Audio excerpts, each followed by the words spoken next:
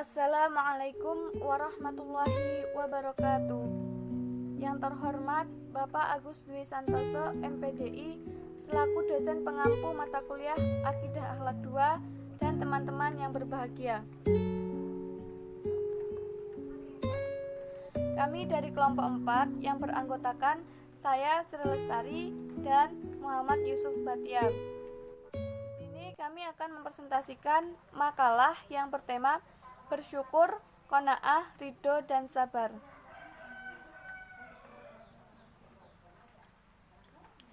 Adapun subbab yang akan kami bahas adalah pengertian bersyukur. Yang kedua adalah keutamaan bersyukur. Yang ketiga adalah komponen bersyukur. Yang keempat, pengertian qanaah. Yang kelima, dasar hukum qanaah. Dan yang keenam, hikmah qanaah. Baik, langsung saja masuk kepada pembahasan. Yang pertama adalah pengertian bersyukur. Kata kunci syukur ialah suka berterima kasih, tahu diri, tidak mau sombong, dan tidak boleh lupa Tuhan. Quraish Shihab di dalam Al-Quran menjelaskan bahwa kata syukur berasal dari kata Al-Quran yang tertulis dalam bahasa Arab. Kata syukur adalah bentuk masdar dari kata kerja syakara, yashkuru, syukron, wa syukronan.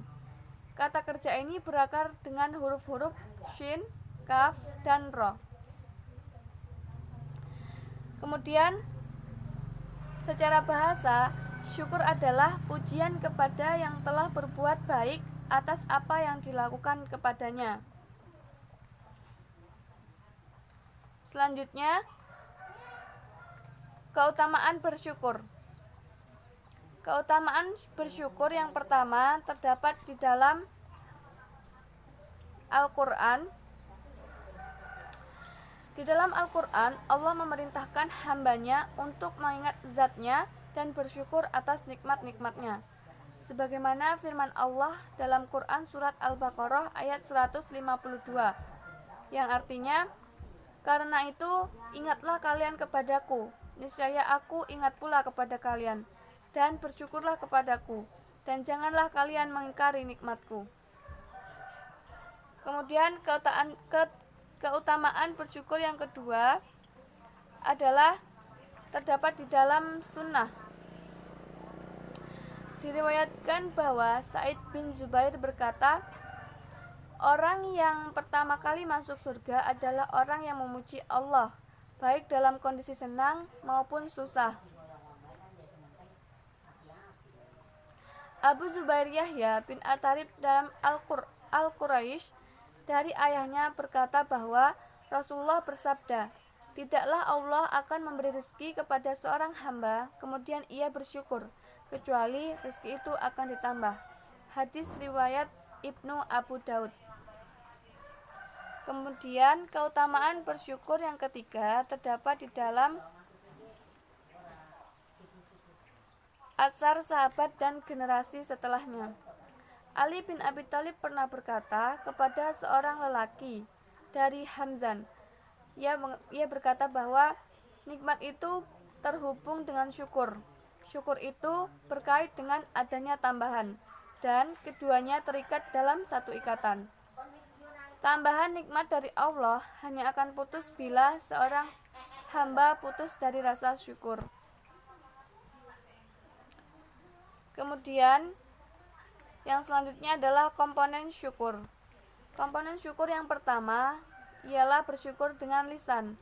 Orang yang bersyukur akan senantiasa memuji Tuhannya, mengucapkan hamdalah jika mendapat nikmat, beristighfar jika melakukan kesalahan, mengucapkan subhanallah jika melihat ciptaannya, sehingga bentuk syukur dengan lisan adalah memuji sang pemberi nikmat, yaitu Allah Subhanahu wa Ta'ala.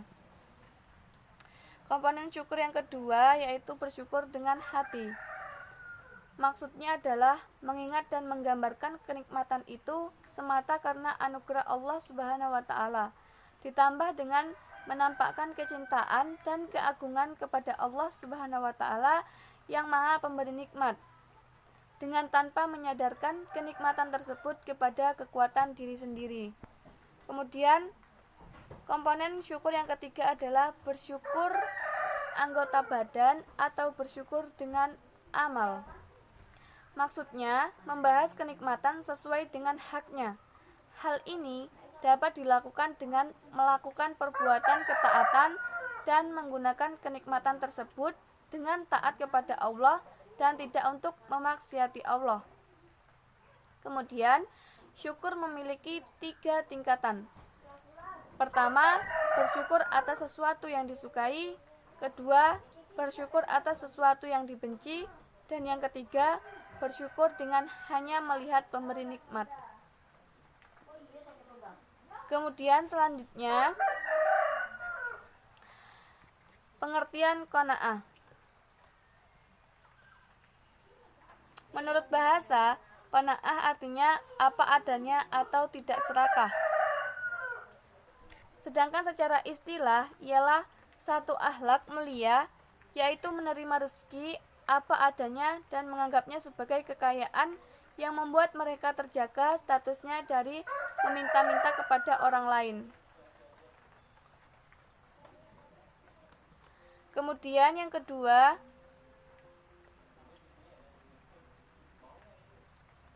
dasar hukum qanaah. Dasar hukum qanaah yang pertama terdapat dalam Al-Quran, sebagaimana Allah berfirman dalam Al-Quran surah Al-Baqarah ayat 155, yang artinya, dan sungguh kami berikan cobaan kepada kalian dengan sedikit ketakutan, kelaparan, kekurangan harta, jiwa, dan buah-buahan, dan berikanlah berita gembira kepada orang yang sabar. Quran surat Al-Baqarah ayat 155. Dasar hukum yang kedua terdapat dalam hadis. Hadis yang pertama dari Abu Hurairah berkata, Nabi SAW bersabda, bukannya kekayaan itu karena banyaknya harta dan benda, tetapi kekayaan yang sebenarnya ialah kekayaan hati.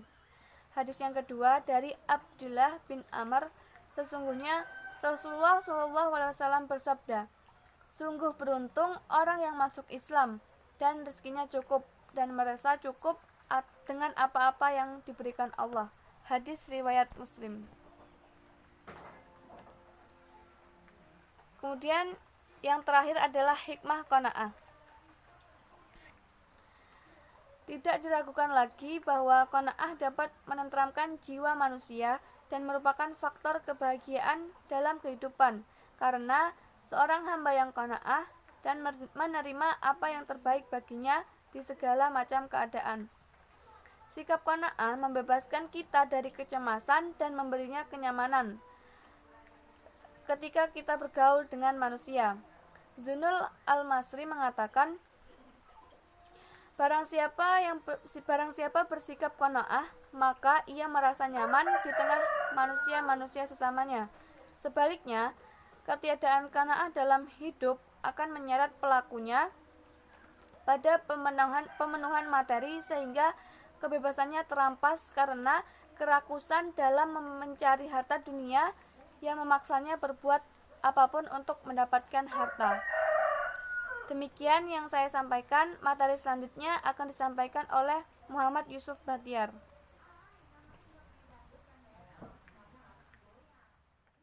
Baik, saya akan melanjutkan presentasi yang telah dibawakan oleh Mbak Sri Lestari. Ridho dan sabar. Adapun sub-sub materi ridho dan sabar ialah yang pertama, pengertian ridho, macam-macam ridho, dan ciri-ciri ridho. Dan yang kedua ialah sabar. Adapun sub-sub sabar ialah pengertian sabar, bentuk-bentuk sabar, dan keutamaan sabar. Yang pertama ialah ridho. Adapun pengertian ridho berasal dari bahasa Arab yang berupa kata ar-ridho, yang berarti senang dan sukarela. Sedangkan dalam Kamus Besar Bahasa Indonesia, kata ridho dapat diartikan dengan rela, suka, senang hati, berkenan, dan rahmat. Sedangkan menurut istilah, ridho adalah kondisi kejiwaan atau sikap mental yang senantiasa menerima dengan lapang dada atas segala karunia yang diberikan atau musibah yang ditimpa kepadanya. Macam-macam ridho. Macam-macam ridho dibagi menjadi dua. Yang pertama ialah ridho Allah terhadap hambanya, dan yang kedua ridho hamba terhadap Allah. Ridho Allah terhadap hambanya ialah melaksanakan perintahnya dan tunduk pada semua hukum-hukumnya. Yang dimaksud di sini, seorang hamba harus bertakwa kepada Allah apabila ingin memperoleh ridho dari Allah. Yang kedua ialah ridho terhadap Allah. Adapun ridho hamba terhadap Allah dibagi menjadi dua. Yang pertama ialah ridho billah, yang kedua ialah ridho anillah. Ridho billah yaitu ridho terhadap Allah sebagai Tuhan yang berhak diibadahi dan ditaati syariat-syariatnya, seperti menauhidkan Allah, melaksanakan sholat, menjalankan puasa, menunaikan zakat, dan lain sebagainya. Ridho anillah ialah ridho terhadap ukuran-ukuran dan batasan yang telah diciptakan dan diberikan Allah untuk seseorang, seperti ukuran dan batasan rezeki, bentuk fisik, jenis kelamin, dan lain sebagainya. Ciri-ciri ridho. Yang pertama ialah mempercayakan hasil pekerjaan sebelum datang ketentuan. Yang kedua ialah cinta yang membara ketika tertimpa malapetaka. Yang dimaksud di sini, kita tidak boleh berburuk sangka terhadap Allah ketika kita memperoleh kegagalan. Yang ketiga ialah tidak resah sesudah menjadi ketentuan. Maksudnya seperti ini, ketika kita memperoleh kegagalan, kita tidak boleh berputus asa dan menjadikan kegagalan tersebut menjadi pelajaran kita melakukan sesuatu di masa depan agar lebih baik lagi dan tidak mengulangi kesalahan tersebut. Sabar. Adapun pengertian sabar secara etimologi berasal dari bahasa Arab, yaitu sobaro, artinya menahan atau mengkang. Dalam bahasa Indonesia berarti tahan terhadap cobaan, tabah, tenang, tidak tergesa-gesa, tidak terburu-buru nafsu. Secara terminologi, sabar berarti menahan diri dari segala sesuatu karena mengharap ridho Allah Subhanahu wa taala. Seperti halnya ketika kita tertimpa musibah, sakit, kelaparan, dan lain sebagainya.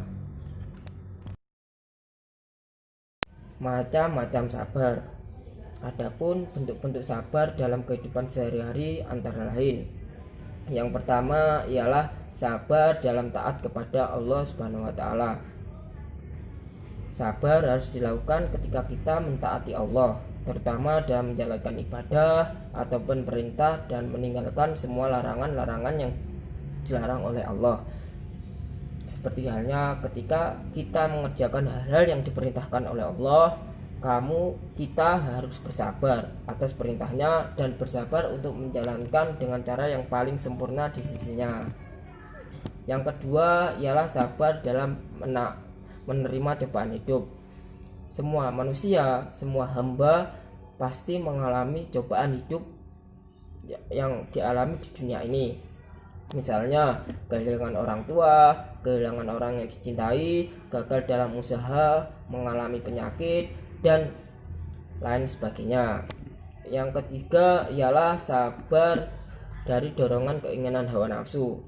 Hawa nafsu manusia selalu mendorong ke arah keburukan dan mengarah untuk kenikmatan hidup dan kemegahan duniawi. Namun, hawa nafsu dapat diarahkan ke dalam kebaikan apabila dikendalikan dengan kesabaran.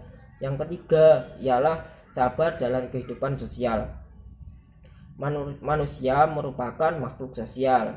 Dalam kehidupan sehari-hari dibutuhkan kesabaran agar tidak mudah marah dan tidak cepat-cepat memutuskan hubungan silaturahmi, sebagaimana telah dicontohkan oleh Nabi Muhammad SAW Beliau senantiasa sabar dengan apa yang dilakukan oleh orang-orang kafir yang tak jarang melukai beliau baik secara langsung ataupun tidak langsung. Keutamaan sifat sabar.